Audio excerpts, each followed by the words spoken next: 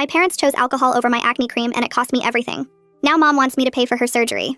Growing up poor was something I got used to quickly because I had no other choice. We lived in a tiny 2-bedroom apartment where the heat barely worked in winter, and the air conditioning was a fan pointed at your face. I went to a public school where I wore the same 5 outfits on rotation, and prayed nobody noticed. My parents never took me out to eat because according to my mother, feeding 3 people was too expensive when they could just feed themselves and leave me leftovers. Birthdays were the only exception. And even then my celebration was choosing between McDonald's or Taco Bell. I never got Christmas presents or Easter baskets like my classmates. The thing that made it worse was knowing we weren't as broke as my parents claimed. My dad always had money for alcohol. Every week he came home with bottles like clockwork. But somehow there was never enough for school supplies or new shoes when mine had holes. I resented them but kept it inside because what was the point? By sophomore year, I accepted my place at the bottom. I ate lunch in bathroom stalls because sitting alone in the cafeteria felt like wearing a sign that said, "Nobody wants me." I sat in the back of every class and spoke only when forced to. At home, I spent all my time teaching myself to code because it was free and it was an escape. Junior year, everything changed when a new student arrived. His name was Julian, and he was an exchange student from France. He was tall with wavy brown hair and a smile that made every girl lose their minds. The school assigned me to help him since I was the only student who paid attention in French class. I figured he would ditch me for the popular crowd within a week, but he didn't. He thought the girls who threw themselves at him were ridiculous, and would whisper jokes about them to me in French. We became close, and I started feeling something I had never felt before. Then he asked me on a date. He told me to dress nice because we were going somewhere special. I put on my best outfit, and he showed up in a full suit. He took me to McDonald's. We sat there eating nuggets in formal wear, laughing until my stomach hurt. It was the happiest night of my life. But happiness doesn't last when you're me. The next week, the popular girls cornered me. They asked how someone like me ended up with him. They asked if he had seen my skin up close. They pointed at my acne and laughed, saying he would leave the second he realized what he was dating. I went home and did something I never did. I asked my parents for something. I begged my mom for acne cream. It was maybe $20, and I said I would never ask for anything again. She looked at me and said no. She said my dad needed that money. I cried myself to sleep that night and many nights after. The girl's words echoed constantly. I stopped looking Julian in the eyes. I started canceling plans and avoiding him. He kept asking what was wrong, and I couldn't tell him. Eventually, he stopped asking. By semester end, he was dating someone else. I went back to coding with a fire inside me. I taught myself everything and started applying to internships before graduation. I landed one at a major tech company and worked harder than anyone. 10 years later, I was making more than my parents would see in 5 lifetimes. They found out through relatives and suddenly wanted a relationship. First, it was help with rent, then a new car, then a bigger house. I gave them everything thinking maybe now they would love me. Last month, my mother called asking for something that made my blood cold. She wanted me to pay for a facelift and Botox. She said she deserved to feel beautiful in her older years. I asked if she remembered when I begged for $20 acne cream, and she chose alcohol instead. She got quiet. I told her that decision cost me the only boy who ever made me feel worth something. I said I would not pay for her face when she refused to help mine. She called me ungrateful. My dad screamed that I owed them for raising me. I hung up. They've told the whole family I'm a monster who abandoned her parents. But what they don't know is I recently tracked down Julian. He's back in the States and single, and he remembers me. I stare at his profile picture for the 3rd time today. My finger hovers over the message button. The cursor blinks at me like it's daring me to actually do something. Julian's back in the States. 2 hours away. Working as a translator according to his LinkedIn. Single according to the absence of couple photos on Instagram. My heart does that stupid racing thing it used to do when I was 16. But now there's also this cold fear sitting in my stomach. What if he doesn't remember me the way I remember him? What if he does remember me and wants nothing to do with the girl who ghosted him without explanation? I open the message box and type something. Delete it. Type again. Delete again. The words feel too casual, then too desperate, then too formal like I'm applying for a job. I must draft 5 different versions before I finally settle on something simple. Hey, I saw you're back in the country. Would love to catch up sometime if you're interested. My hands shake as I hover over send. This is stupid. He probably won't even respond. Or he'll be polite but distant. Or worse, he'll remember exactly how I treated him and tell me to leave him alone. I close my eyes and hit send before I can delete it again. I put my phone face down on my desk and try to focus on work. 20 minutes pass. Each minute feels like an hour. Then my phone buzzes. I grab it so fast I almost drop it. His reply is right there on my screen. Oh wow, hey! I'd love to catch up. Are you still in the area? My chest gets tight. He remembers me. He wants to see me. I read his message 3 more times to make sure I'm not imagining the enthusiasm. We exchange messages throughout the day. It feels easy, natural, like no time has passed even though it's been 10 years. He asks what I'm doing for work, and I tell him about my tech career. He tells me about moving back from France and settling into his translator job. Then he brings up the McDonald's date. Still one of my favorite memories from that year. We were so overdressed for nuggets. I laugh out loud at my desk. Melody glances over at me with raised eyebrows, but I ignore her. He suggests dinner next weekend. My brain immediately starts spiraling. What if I'm different from he remembers? What if he's disappointed? What if I say something stupid? What if the popular girls were right and he realizes I'm not worth his time? But I type yes before I can talk myself out of it. We pick a restaurant. Saturday at 7. It's happening. I'm going to see Julian again. The next morning, my phone rings. Mom. I consider not answering, but that'll just make her call more. I pick up. Her voice is different from last time. Sweet. Soft. Like honey. Sweetie, I've been thinking about what you said. Here we go. I want you to understand why this surgery is so important to me. As women age, society treats us differently. I just want to feel beautiful again. Is that so wrong? She's trying a new angle. The reasonable approach. Like if I just understood her perspective, I'd hand over the money. Mom, I'm not discussing this anymore. She starts crying. Loud sobs through the phone. I end the call. Work becomes my escape. I throw myself into a new project. Code doesn't judge me. Code doesn't manipulate me. Code does exactly what I tell it to do. But Melody notices I'm distracted. She pulls me aside during lunch. You okay? You seem off. I give her the basic outline. Parents want money for cosmetic surgery. I said no. Family drama. She nods slowly. I went no contact with my parents 5 years ago. Best decision I ever made. She doesn't push for details. Just tells me I'm not overreacting. That validation helps more than she knows. That evening, my father leaves a voicemail. I listen to it once. His voice is angry, loud. He calls me selfish, ungrateful. Then he lists everything they did for me. We kept a roof over your head. We fed you. We clothed you. We sacrificed so much. I feel rage building in my chest. He's listing basic legal requirements for having a child like he deserves a medal. Feeding me leftovers isn't sacrifice. Keeping the heat barely working isn't sacrifice. Choosing alcohol over my needs isn't sacrifice. I save the voicemail in a new folder on my phone. Documentation, just in case. The week drags by. Each day feels longer than the last. I catch myself thinking about Saturday constantly. What should I wear? How should I do my hair? Should I wear makeup? I haven't obsessed over my appearance like this since high school. I go shopping, buy 3 different outfits, return 2 of them. The one I keep looks nice, but not like I tried too hard. Casual, but put together. My skin is clear now. Years of proper skincare I could finally afford fixed most of the acne. But the scars are still there. Faint, but visible. Old insecurities whisper that he'll notice. That he'll see them and remember why he upgraded to someone prettier. Saturday finally arrives. I change clothes twice before leaving my apartment. The restaurant is a mid-range Italian place. Nice enough to show effort, but not so fancy it feels like too much pressure. I park and check my reflection in the car mirror one more time. My hands are shaking. I walk inside and scan the room. He's already there, standing near the hostess stand. When he sees me, his face lights up. He's taller than I remember, broader, but his smile is exactly the same. Warm, genuine, directed entirely at me. My heart does that stupid racing thing again. We sit down and order drinks. The conversation flows easily at first, surface level catching up. He tells me about France, about studying linguistics, about traveling through Europe, about deciding to come back to the US for better job opportunities. When he asks about my life, I focus on work, on my success, on the career I built from nothing. I leave out the parts about my parents, about the money, about the current mess. That's too heavy for a first date, or reunion, or whatever this is.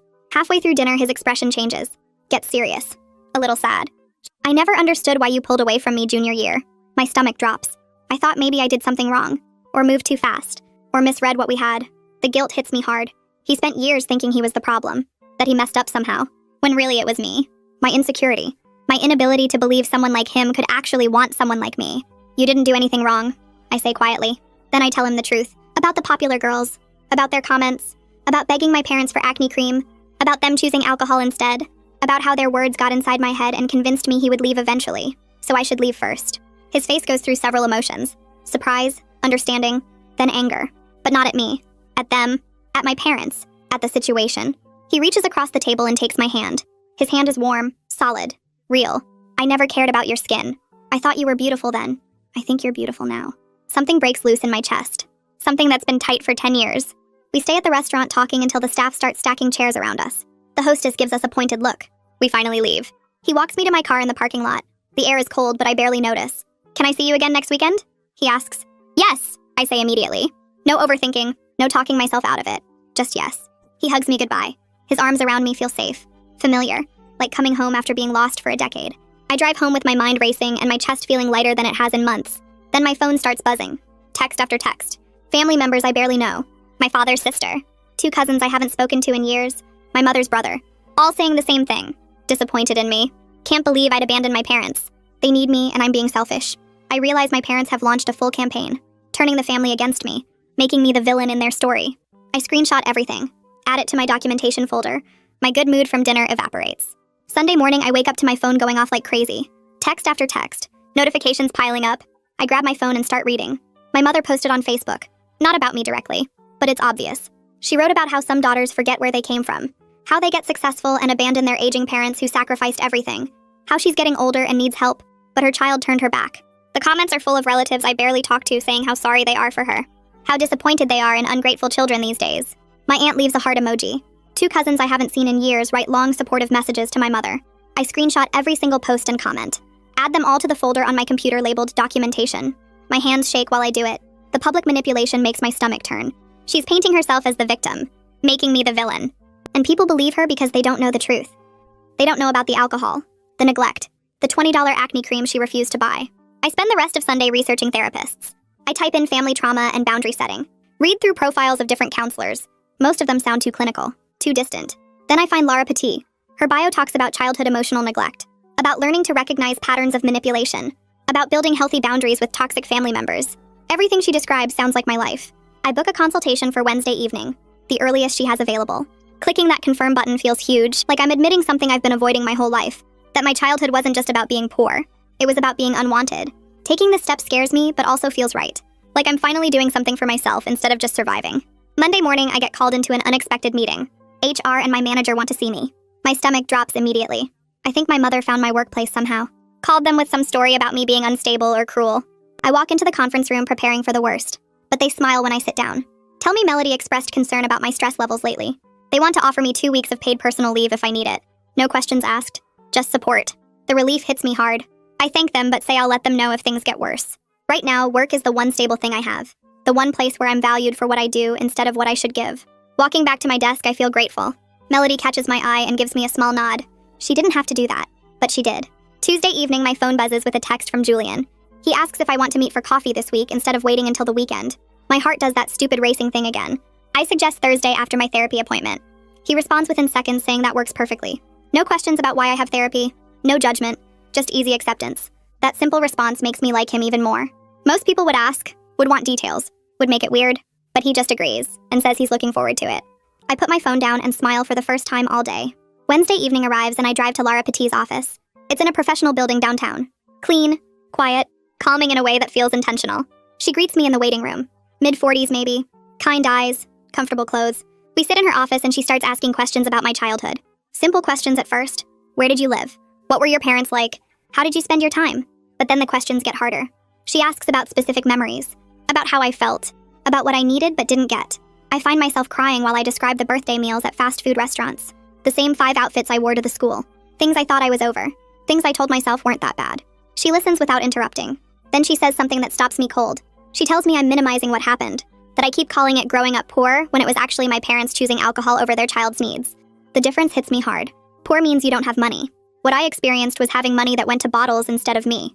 Laura asks me to describe the acne cream incident in detail. I start talking and suddenly I'm 16 again, begging my mother for $20. Her looking at me like I'm asking for something ridiculous. Her saying no without hesitation. Her saying my dad needed that money. I break down completely, sobbing in a way I haven't in years. Laura hands me tissues and waits. When I can talk again, she helps me see something I never understood before. The cream itself wasn't the real issue. It was the pattern. My needs being dismissed over and over as unimportant compared to what my parents wanted. By the end of the session, I'm exhausted, wrung out. But something important has shifted. I can feel it even if I can't name it yet. Thursday afternoon, I meet Julian at a coffee shop near my apartment. Walking in, I see him already at a table by the window. He stands when he sees me, hugs me hello. We order drinks and sit down. The therapy session is still fresh in my mind. Raw. He asks how my week was and I find myself opening up more than I planned. I tell him I started therapy, that I'm dealing with family stuff. He doesn't push for details, just listens. Then he shares something I didn't expect. He tells me he saw a therapist for 2 years after a difficult breakup, that it helped him understand himself better, figure out what he wanted. His openness about his own struggles makes me feel less broken, less alone. Like needing help doesn't make me weak or damaged. We talk for 2 hours. The conversation flows easy, natural. When we leave, he walks me to my car and kisses my cheek, tells me he's glad I'm taking care of myself, that I deserve support. Driving home, I feel lighter than I have in weeks. Friday morning, I'm at my desk working through code reviews when my phone buzzes. The doorman downstairs. He tells me my parents are in the lobby asking to come up. My stomach drops and I feel sweat break out on my palms. I tell him no. I say to inform them I'm not available. He says he understands, and the line goes quiet. I walk to my window and look down at the building entrance. From 12 floors up, I can see 2 figures near the front desk. My mother's gestures are big and dramatic. My father stands with his arms crossed. They're talking to the doorman and I watch him shake his head. My mother puts her hands to her face. Even from this distance, I can tell she's crying. My father leans forward and points at the doorman. The doorman steps back and picks up the desk phone. Security, I assume. My hands shake as I watch this play out. The power I have right now feels strange. I said no, and someone actually listened. My phone rings. My father. I let it go to voicemail and wait. 30 seconds later, the notification appears. I press play and his voice fills my ear. He's yelling about how I'm going to talk to them whether I like it or not. He says they'll wait in the lobby all day if that's what it takes. He says I owe them this much after everything they've done for me. His voice is slurred slightly. Drunk already, and it's not even noon. I hang up and dial building security. A woman answers and I explain the situation calmly. I tell her these people showed up without permission and are refusing to leave. I say I don't want them here and I need them removed. She asks if I feel unsafe and I say yes without hesitation. She tells me a guard is already down there and they'll be escorted out. I thank her and end the call. Back at the window, I watch a security guard in a dark uniform approach my parents. My father gestures wildly. My mother is still crying. The guard points toward the door. My father shakes his head. The guard says something else and my father's body language changes. He looks up at the building like he's trying to figure out which window is mine. The guard touches his radio. My father must realize he's not winning this because he turns and walks toward the exit. My mother follows him but keeps looking back at the doorman. They disappear from view and I let out a breath I didn't know I was holding. The boundary held. I enforced it and it worked. But the feeling isn't relief. It's weird and uncomfortable, like wearing shoes that don't fit right. This is what setting limits feels like and I'm not used to it. That evening I'm making dinner when my email notification pings. The sender name makes my chest tighten. My mother. The subject line says we need to talk. I open it even though every instinct tells me not to. The email is long. Really long. She starts with the day she found out she was pregnant with me. She describes morning sickness and how hard the pregnancy was on her body. Then she lists every expense from my childhood. Diapers, formula, doctor visits, clothes, food, school supplies. She's itemized 18 years of raising a child like she's sending me an invoice. At the bottom, she's added it all up. $200,000 she claims. She says this is what I cost them and paying for her surgery is the least I can do. She says other daughters would be grateful for parents who sacrificed so much. She ends with a line about how she hopes I can live with myself, knowing I abandoned the people who gave me everything. I read it twice. The audacity would be funny if it didn't hurt so much. She's made our entire relationship into a transaction. Every meal she fed me. Every roof over my head. She kept a running tab in her mind and now she's cashing it in. I forward the email to myself in 3 different folders. Documentation, evidence, proof that this isn't normal parent behavior. Then I close my laptop and try to eat dinner, but my appetite is gone. My second session with Laura happens 3 days later. I bring printed copies of the email and tell her about my parents showing up at my building. She reads the email carefully while I sit in the chair across from her picking at my thumbnail. When she finishes, she sets the papers down and looks at me. She asks how I felt reading it. I tell her angry and sad and confused all at once. She nods and introduces a term I've never applied to my situation before. Financial abuse. She explains that my parents trained me from childhood to feel guilty for existing, for costing them money, for needing things. They set up a dynamic where I would always feel like I owed them, where I could never pay them back enough. This wasn't about being poor. This was about control. Making sure I knew my place. Making sure I felt indebted forever. The reframing hits me hard. I always thought they were just bad with money, just selfish. But this was intentional. A pattern they created and maintained for decades. Everything they're doing now isn't new behavior. It's the same manipulation I grew up with, just escalated because I finally said no. Lara asks what I want to do about the escalation. I tell her I don't know. She suggests I might benefit from a support group for adult children of emotionally abusive parents. She writes down information for one that meets Tuesday evenings at a community center downtown. The idea of talking about this with strangers makes my skin crawl, but I take the paper anyway. She also says that if my parents keep showing up places, I might need formal boundaries. Legal ones. A restraining order, maybe. The words sound extreme, but after this week, they also sound necessary. Saturday morning, Julian texts asking if I want to spend the day exploring the city. I say yes immediately. I need something normal. Something good. We meet at a museum downtown, and he's waiting outside when I arrive. He hugs me, and I hold on longer than I probably should. We spend 2 hours walking through exhibits. Modern art that I don't always understand, but he explains in ways that make sense. We hold hands as we move from room to room, and it feels easy. Natural. Like we're picking up exactly where we left off with 10 years of growth between us. After the museum, we walk through a park nearby. The weather is perfect. Cool but sunny. Leaves are starting to change colors. We grab lunch at a small cafe with outdoor seating and talk about everything except my parents. He tells me about his work as a translator. About funny misunderstandings that happen when people rely too much on apps instead of actual language knowledge. I tell him about my current project at work, and he listens like it's the most interesting thing he's heard all week. We walk more after lunch, through neighborhoods I've lived near for years but never really explored. He points out architectural details I never noticed. Small gardens tucked between buildings. A bookstore I didn't know existed. Being with him feels like seeing my own city for the first time. We end up back at the park on a bench watching people pass by. He's still holding my hand, and I realize I haven't thought about my parents in hours. That's when he starts talking about his past decade in more detail. He had a serious relationship in France. 3 years with someone who wanted to stay there permanently. He wanted to come back to the States. They couldn't make it work. He's been single for 8 months. He says he wasn't looking to date anyone. Wasn't ready. But running into me again feels different. Like the universe giving him another chance at something he thought he'd lost. His honesty makes my throat tight. I tell him I never really got over him. That I dated other people, but it never felt the same. He squeezes my hand and we sit there in comfortable silence for a while. That evening, we have dinner at a nicer restaurant. Italian place with white tablecloths and candles. The conversation stays light through appetizers, but over main courses it shifts. He asks me the full story of why I pulled away in high school. Not just the recent stuff with my parents, but what actually happened back then. I take a breath and tell him everything. The popular girls cornering me. Their comments about my skin. How their words planted seeds that grew into full-blown insecurity. How I begged my parents for $20 acne cream and my mother said no. How I convinced myself he would eventually see what those girls saw. That I wasn't good enough. That he'd leave once he really looked at me. I tell him I started canceling plans and avoiding eye contact because I couldn't stand the thought of him realizing his mistake. He listens without interrupting. His expression gets sadder as I talk, but he doesn't cut me off or try to fix it. When I finish, he's quiet for a moment. Then he tells me he wishes I'd trusted him enough to tell him back then. But he understands why I couldn't. He says he spent years wondering what he did wrong. Whether he pushed too hard or moved too fast. Whether he misread our whole connection. Hearing that he blamed himself makes guilt crash through me. But before I can apologize, he reaches across the table and takes my hand. He says he's not telling me this to make me feel bad. He's telling me so I know how much I mattered to him. That it wasn't just some high school thing he forgot about. He dated other people over the years, but never felt the same ease and joy he felt with me during those few months. The way he says it makes something inside me crack open. All these years I thought I was protecting myself by pushing him away. I thought I was saving myself from inevitable heartbreak. But I was the one who caused it. I broke both our hearts because I couldn't believe someone might actually want me. We finish dinner and walk to the parking lot slowly. Neither of us wants the night to end. Before I get in my car, he pulls me close and kisses my forehead. He tells me he's glad we found each other again. That this time he's not letting me disappear without a fight. I drive home with tears on my face, but they're not sad ones. For the first time in a long time, I feel like maybe I deserve something good. Sunday morning, I wake up to my phone buzzing on the nightstand. And for a second, I think it's my parents again. But it's Julian asking if I want to meet for breakfast. I stare at the message and realize he's making excuses to see me just like I've been making excuses to see him. I text back yes and suggest a diner near my apartment. He sends back a smiley face and says he'll be there in an hour. I shower and change 3 times before settling on jeans and a sweater that looks casual but took effort. The diner is one of those old school places with red vinyl booths and laminated menus, and Julian is already waiting when I arrive. He stands when he sees me and his smile makes my stomach flip. We slide into a booth and order coffee, and I realize I'm nervous in a way I haven't been since high school. The conversation starts easy with small talk about our weeks, but then shifts into something deeper. He tells me about his apartment search and asks my opinion on neighborhoods. I tell him about a project at work, and he asks detailed questions that show he's actually listening. 3 hours pass before I notice, and our coffee cups have been refilled 4 times. The waitress keeps giving us looks like we should order food or leave, but neither of us wants to move. That's when Julian leans forward and asks if we're dating or just hanging out. The directness catches me off guard and I feel heat creep up my neck. I tell him I'd like to be dating if he's interested in taking that risk with me again. His smile spreads slowly across his face, and he reaches across the table to take my hand. He says yes before I can second-guess myself, and the relief that floods through me is overwhelming. We finally order actual breakfast, even though it's past noon, and sit there eating pancakes while holding hands across the table like teenagers. When we finally leave the diner, the sun is bright and everything feels lighter somehow.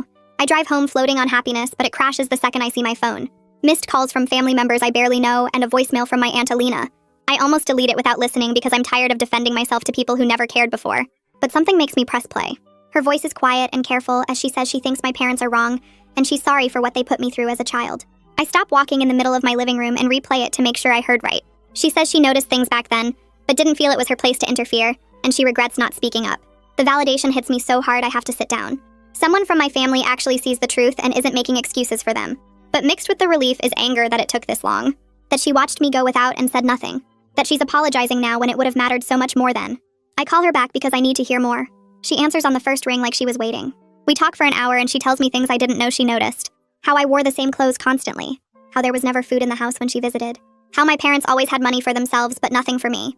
She says she thought about calling someone, but my parents always had explanations ready, and she didn't want to cause family drama. I tell her I understand, but part of me doesn't. Part of me wants to scream that her silence hurt me too. Alina shifts the conversation and tells me my mother has been calling all the relatives with increasingly dramatic stories about my cruelty. She says my mother is claiming I've cut them off completely, and refuse to let them see me. That I've abandoned them in their old age and won't help with basic necessities. I feel my jaw clench as I listen. I tell Alina the truth about them showing up at my apartment and being escorted out by security.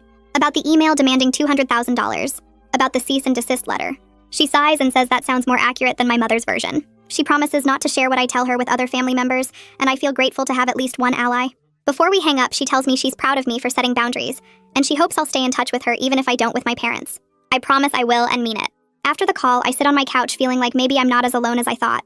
Monday morning, I walk into work feeling different. Lighter somehow despite everything happening with my family. I dive into my projects with focus I haven't had in weeks, and actually enjoy what I'm doing instead of using it as distraction. Melody stops by my desk mid-morning with coffee and comments that I seem lighter. I tell her about starting therapy and reconnecting with an old friend, keeping the details vague but letting her know things are moving in a positive direction. She perches on the edge of my desk and tells me she's proud of me for taking care of myself and not letting family guilt control my choices. Her support means more than she knows because she doesn't owe me anything but gives it anyway.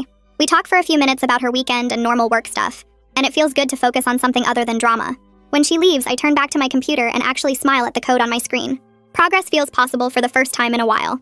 Tuesday evening, I force myself to attend the support group Lara recommended, even though every part of me wants to cancel. I drive to the community center and sit in my car for 10 minutes working up courage to go inside. The meeting room is small with chairs arranged in a circle and 8 other people already sitting. The facilitator welcomes me and explains the format without making a big deal of me being new. People share stories and I listen with growing recognition. A man talks about his mother showing up at his job demanding money. A woman describes her father's drunk phone calls blaming her for his problems.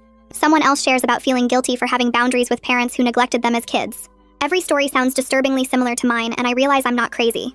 This is a pattern. These are tactics. Other people have survived this and come out the other side. When it's my turn to share, I keep it brief and just say I'm dealing with family stuff and learning about boundaries. Nobody pushes for details or offers unwanted advice.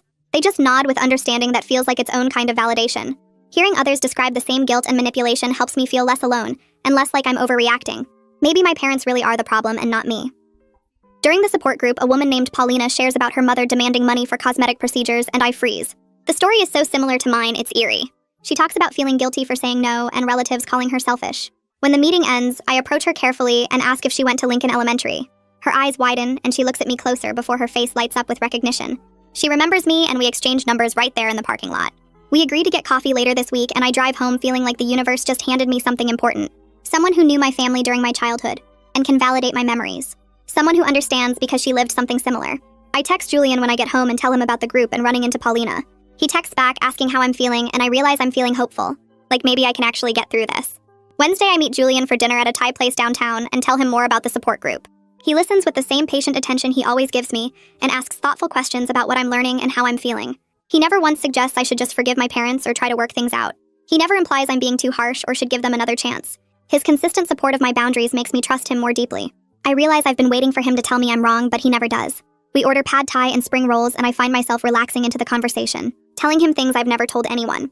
How guilty I feel for having money when they don't. How I still sometimes think maybe I am ungrateful. How scared I am that everyone will side with them and I'll end up alone.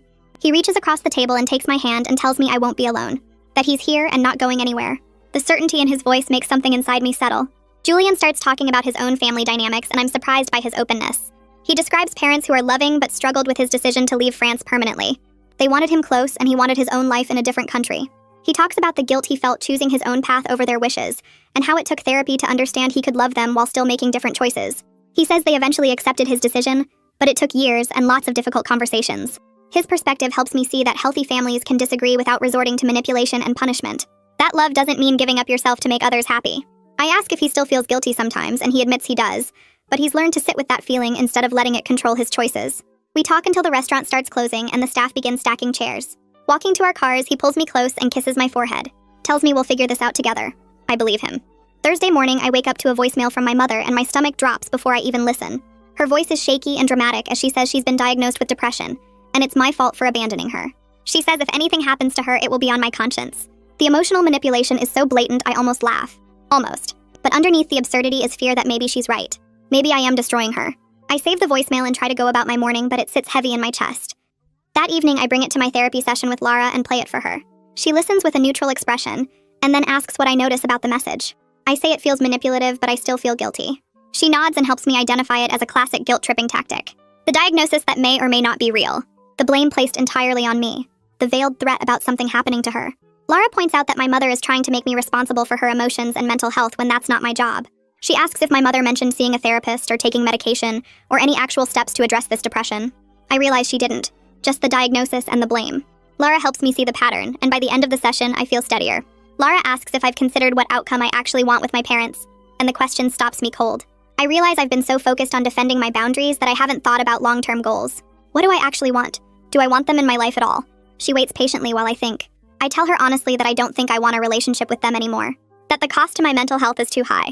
That every interaction leaves me feeling worse about myself. That I've spent my whole life hoping they would change and love me the way I needed, and they never have. Saying it out loud feels both liberating and terrifying. Like closing a door I've been holding open my whole life hoping someone would walk through. Lara asks how it feels to say that, and I tell her it feels like grief, like I'm mourning parents I never really had. She nods and says, "That's normal," that I can grieve what I needed and didn't get while still protecting myself going forward. We sit with that for a while, and when I leave her office, I feel raw but also clear. I know what I want now. I want peace, and that means letting them go. Friday evening arrives, and I clean my apartment 3 times before Julian is supposed to show up. I keep checking my phone and rearranging throw pillows and wondering why I'm so nervous about someone I've known since high school seeing where I live. The doorbell rings at exactly 7, and I open it to find him holding a bottle of wine in one hand and flowers in the other. He smiles and tells me my place is beautiful, and I realize he's nervous too. We walk into my kitchen, and I put the flowers in water while he opens the wine. He asks what we're making, and I tell him pasta because it's easy and hard to mess up. We work side by side chopping vegetables and boiling water, and it feels natural in a way I wasn't expecting. He tells me about his apartment across town and how he's still unpacking boxes from his move. I tell him about buying this place 2 years ago, and how it was the first time I ever felt like I had a real home. The pasta finishes, and we sit at my small dining table eating and drinking wine and talking about nothing important. He compliments my cooking even though it's just spaghetti, and I laugh and say he's being too nice. After dinner, we move to the couch with our wine glasses and the conversation shifts. He asks what I want from this, and I freeze because I wasn't expecting directness. He says he's not interested in casual dating anymore, and he wants a real partnership with someone who's willing to build something lasting. I tell him I'm scared of getting hurt again, but I want the same thing. He reaches over and takes my hand and says we should communicate openly about any concerns as they come up. I agree and feel like we just made some kind of promise to each other. Then he leans in and kisses me, and it's both exactly like I remember, and completely different. We spend the rest of the evening on my couch talking and kissing like teenagers, but with the awareness of adults who know how rare this kind of connection is. When he leaves around midnight, I walk him to the door and he kisses me one more time and tells me he'll call tomorrow. I close the door and lean against it, feeling happier than I have in years. Saturday morning, I wake up to my phone buzzing nonstop on my nightstand. I reach for it with my eyes still half closed and see 17 missed calls and 12 text messages.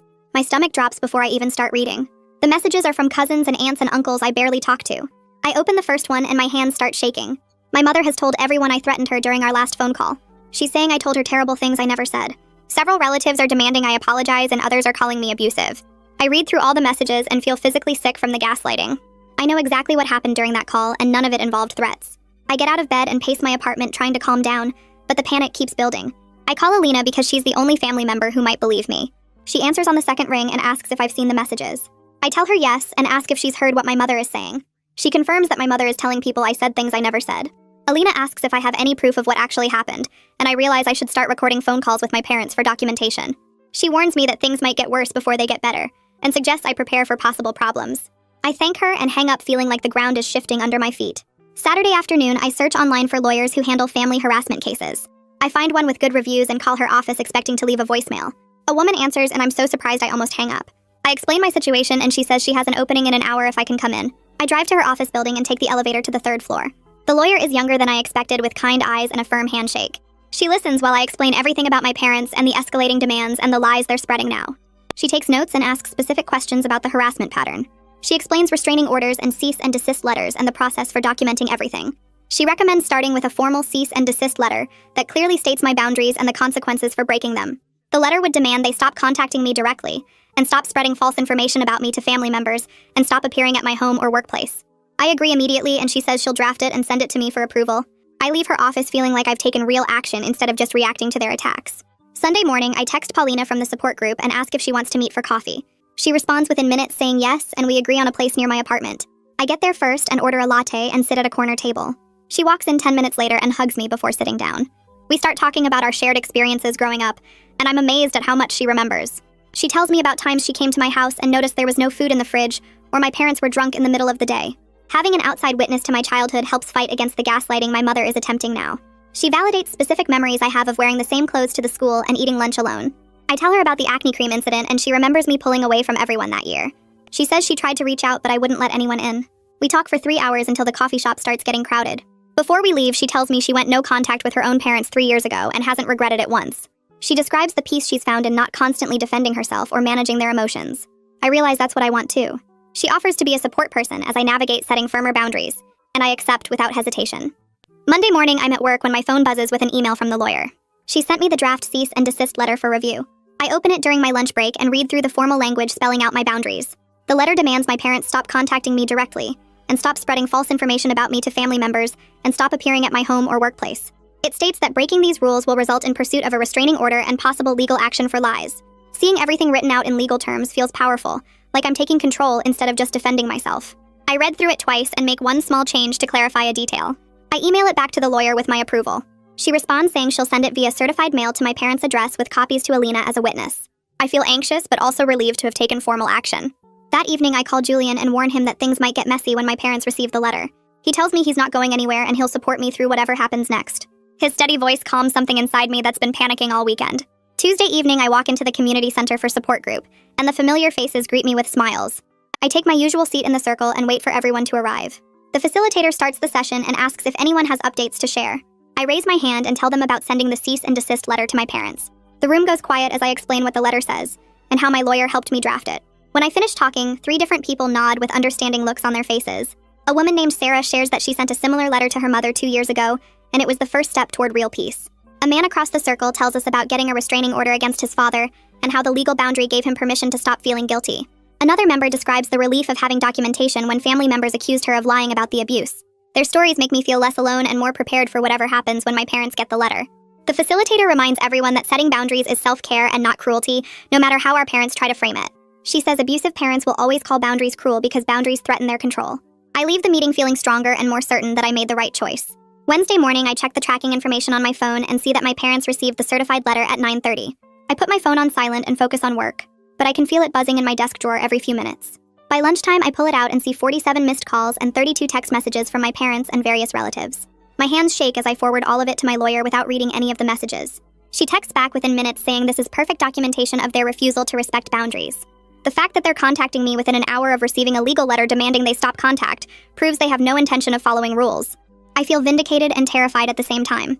My phone keeps buzzing throughout the afternoon, and I forward everything to my lawyer as it comes in.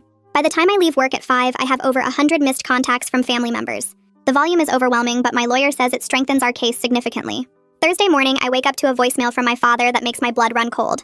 His voice is screaming and slurred, and he's threatening to sue me for emotional distress. He says I'm a terrible daughter, and he's going to take me to court and make me pay for what I've done to them. He calls me names I won't repeat and says the lawyer fees will bankrupt me. I save the voicemail and send it to my lawyer before I even get out of bed. She calls me back immediately and says the voicemail is actually helpful for our case because it shows threatening behavior. She asks if I've received anything from my mother, and I check my texts. There's a message from my mom saying I've killed her and she hopes I'm happy now. The dramatic manipulation would be almost funny if it wasn't so disturbing. My lawyer says we need to pursue the restraining order sooner than planned because these messages suggest escalating behavior. I feel scared but also clear that I'm making the right choice. My parents are showing everyone exactly who they are. Thursday evening, Julian picks me up for dinner and I'm grateful for the distraction from the family chaos. We go to a quiet restaurant with dim lighting and soft music. He asks how I'm doing and I tell him about the voicemails and texts. But then I ask if we can talk about something else. He smiles and starts telling me about a book he just finished reading. We talk about our favorite authors and genres, and I realize how much we still have in common. He tells me about places in France he wants to show me someday. He describes walking through lavender fields in Provence and eating fresh bread in Paris cafes. He talks about a small village where his grandmother lived and how peaceful it was. I notice he's talking about future plans with me included, like it's already decided we'll be together. The casual confidence in his voice helps ground me when everything else feels unstable. For 2 hours, I forget about my parents and lawyers and just enjoy being with someone who sees me as worth planning a future with. Friday morning, I'm at my desk reviewing code when the receptionist calls my extension. She sounds nervous as she tells me there are 2 people in the lobby demanding to see me. My stomach drops and I ask who they are. She says they claim to be my parents and they're causing a scene. I tell her to call security immediately, and not to send them up under any circumstances. I walk to my office window that overlooks the parking lot, and watch as 2 security guards escort my parents off the property. My mother is crying and gesturing wildly. My father is red-faced and yelling. They came to my workplace despite the cease and desist letter explicitly forbidding this exact thing. My hands shake as I pull out my phone and call my lawyer. She answers on the second ring and I explain what just happened. She asks if security has documentation, and I say I'll get it. She tells me this workplace violation is grounds for an emergency restraining order. I hang up and go down to talk to the security supervisor. He already has incident reports written up and offers to provide copies for my lawyer. I thank him and return to my office feeling like I might throw up. Friday afternoon, my lawyer files for the emergency restraining order, and I have to leave work early to go to her office. She has me sit down and walks me through what I need to provide. I spend 2 hours writing out a detailed statement about the harassment pattern starting from my mother's initial surgery request. I describe every demand for money and every guilt trip and every lie they told family members. I write about the Facebook post and the email itemizing the cost of raising me.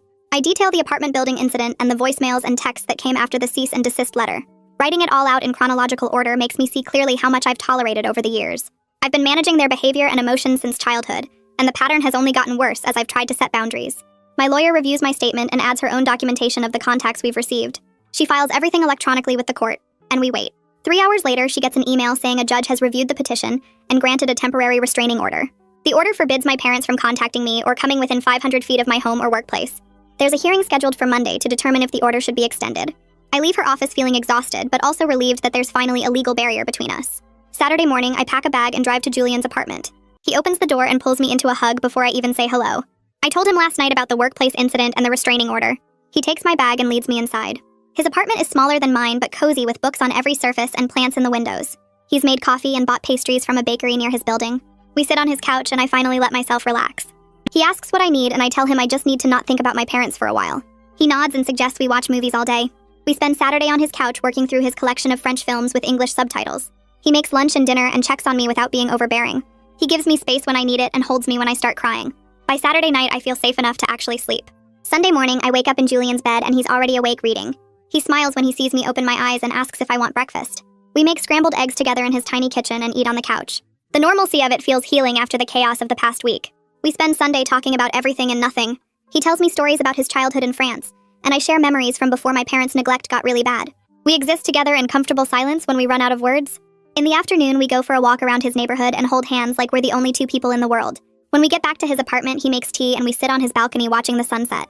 During a quiet moment, he turns to me and his expression is serious. He tells me he's falling in love with me again, or maybe he never stopped. He says he wants me to know where he stands because he doesn't want there to be any confusion this time. My throat gets tight and tears start falling before I can stop them. I tell him I love him too, and I probably never stopped either. He pulls me close and I cry against his chest with relief and fear and hope all mixed together. He promises we'll get through this together, and for the first time in my life, I believe someone when they say that. Monday morning, we drive to the courthouse together for the restraining order hearing. Julian waits in the hallway while I meet with my lawyer. She reviews what will happen and reminds me to stay calm no matter what my parents say. We walk into the courtroom and I see my parents sitting on the other side with their own lawyer. My mother looks frail and sad like she's been crying for days. My father looks angry and keeps glaring at me. The judge calls the case and both lawyers approach the bench. My parents' lawyer starts talking about how I'm a vindictive daughter who abandoned my elderly parents in their time of need.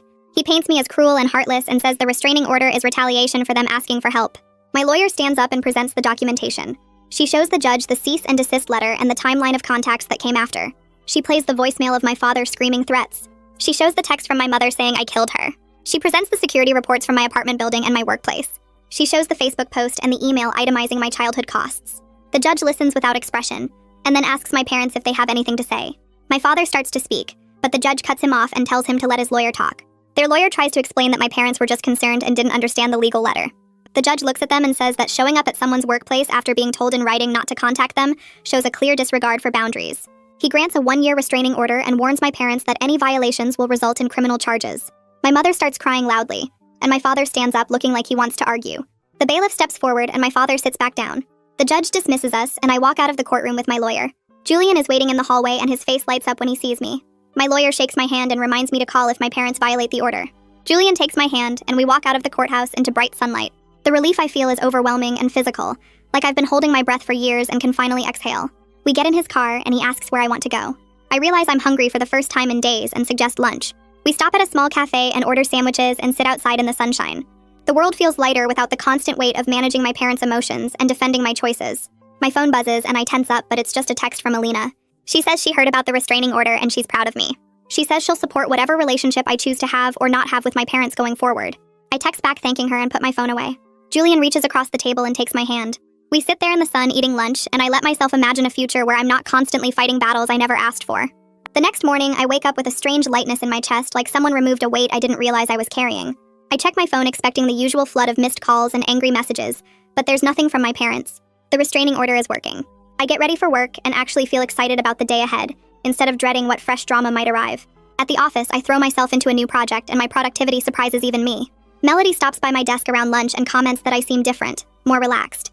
I tell her the legal situation is handled and she gives me a knowing smile. We grab sandwiches from the cafe downstairs and eat in the break room, talking about normal things like weekend plans and a new show everyone is watching. The ordinariness of it feels like a luxury.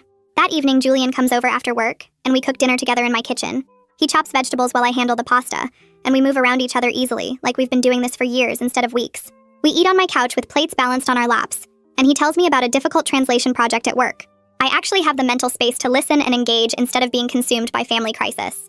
After dinner, we watch a movie, but I fall asleep halfway through with my head on his shoulder. He wakes me gently when it ends and kisses me goodnight before heading home. The routine feels healing. My therapy session with Laura on Wednesday focuses on processing the restraining order hearing and what comes next. She asks how I'm feeling now that the immediate crisis has passed, and I realize I feel guilty for feeling good. She helps me understand that relief is a normal response to escaping an abusive situation, not something I should feel bad about. We talk about the support group and how hearing other people's stories has helped me recognize patterns I couldn't see in my own life. Lara gives me homework to journal about moments when I feel happy without immediately waiting for something bad to happen. Tuesday evening, I attend the support group and share about the restraining order being granted. Several people congratulate me, and one woman who went through something similar offers practical advice about what to do if my parents try to contact me through other people. Paulina sits next to me and squeezes my hand when I get emotional, talking about how strange it feels to not be constantly managing my parents' feelings. After the meeting ends, we grab coffee at a nearby shop and talk for over an hour. She tells me she's proud of how far I've come in just a few months, and I realize she's right. I am different now. The weeks pass in a blur of work projects, therapy sessions, support group meetings, and time with Julian. I start sleeping better and my appetite returns. My apartment feels like a home instead of just a place to hide. Julian and I fall into a comfortable rhythm of seeing each other several times a week, and I find myself trusting him more with each conversation. He's patient when I have moments of anxiety about the relationship, never pushing but always reassuring. One night he tells me he's falling for me all over again, and I believe him because his actions match his words. 2 months after the restraining order hearing, I receive a call from my lawyer. She tells me a letter arrived from my mother that was forwarded through her office per the court order. My stomach drops and I ask if I have to read it. She says I don't, but she's reviewed it and thinks I might want to, that it's different from previous communications. I tell her to scan and email it to me, and I'll decide after talking to Lara. That evening, I sit in Lara's office with my laptop open to the email containing the scanned letter. My hands shake as I click to open the attachment. The letter is handwritten on plain notebook paper, my mother's messy cursive filling 2 full pages. I read it out loud to Lara, my voice breaking several times. My mother writes that she started seeing a therapist after the restraining order was granted. She says the therapist is helping her understand how her actions affected me throughout my childhood and into adulthood. She acknowledges specific incidents, including the acne cream, the birthday meals, leaving me leftovers while they ate real food. She writes that she's starting to see how she prioritized her and my father's wants over my basic needs. She says she wants to apologize without expecting anything from me in return, that she understands if I never want to speak to her again. The letter ends with her saying she hopes someday I can be happy, and that she's sorry for making that harder than it should have been. I finish reading and look at Lara with tears streaming down my face. Part of me wants to believe my mother is really changing, that therapy is helping her see what she did wrong. But a bigger part of me is scared this is just another manipulation, a new tactic to get around the restraining order. Lara lets me sit with my feelings for a few minutes before speaking. She reminds me that real change takes years, not months, and that one letter doesn't undo decades of harmful behavior. She says it's okay to feel both hopeful and skeptical, that those feelings can exist together. We talk about what responding might look like and what not responding might look like, and she emphasizes that both choices are valid. Over the next few days, I think constantly about the letter. I read it multiple times, analyzing every word for hidden meanings or guilt trips. Julian asks if I want to talk about it, and I show him the letter. He reads it carefully, and then tells me he thinks my mother might be sincere, but that doesn't mean I owe her anything. His perspective helps me see that my mother taking steps to change is good for her regardless of whether it changes our relationship. I decide to write a response through my lawyer. I keep it brief and clear. I write that I received her letter and I appreciate her going to therapy. I tell her I'm glad she's working on understanding how her actions affected me. But I also write that I'm not ready for contact yet, that I need more time to heal and work on myself. I say I'll reach out if and when that changes, but she shouldn't expect it to be soon. I end by saying I hope therapy continues to help her. I send the draft to my lawyer and she files it with the court and forwards it to my mother's attorney. Setting that boundary without feeling crushing guilt feels like a major milestone. I tell Lara about it in our next session, and she celebrates the progress with me. That evening, Julian comes over and cooks my favorite meal to celebrate. We eat at my small dining table and he asks me questions about what I'm learning in therapy. I tell him about recognizing healthy relationship patterns and learning to trust consistency. He reaches across the table and takes my hand, telling me he's committed to being consistent and trustworthy. I believe him. Paulina texts me after I tell her about the letter and my response. She writes that she's proud of how far I've come in just a few months, that the person who gave her parents everything hoping to earn love wouldn't have been able to set that boundary. I read her message several times and realized she's right. I am different now. I'm learning that love isn't something you earn through perfect behavior or financial support. Real love is given freely by people who see your worth. 3 months into our renewed relationship, Julian suggests we take a weekend trip to the coast. I agree immediately, and we spend the next week planning where to stay and what to do. Friday afternoon, we leave work early and drive 3 hours to a small beach town. We check into a modest hotel with an ocean view and spend the evening walking on the beach. The sound of waves and the smell of salt air clear my head in a way nothing else has. We have dinner at a seafood restaurant and talk about everything and nothing. That night, I sleep better than I have in months. Saturday morning, we wake up early and walk on the beach before it gets crowded. The sand is cool under my feet and the sun is just starting to warm the air. Julian takes my hand as we walk and I feel completely present in the moment, not worried about what might go wrong or waiting for happiness to be taken away. We find a quiet spot and sit on the sand watching the waves. Julian turns to me with a serious expression and tells me he wants to build a real future with me. He says he's not talking about getting engaged tomorrow, but he wants me to know his intentions are serious. He wants us to move in together next year and see where life takes us.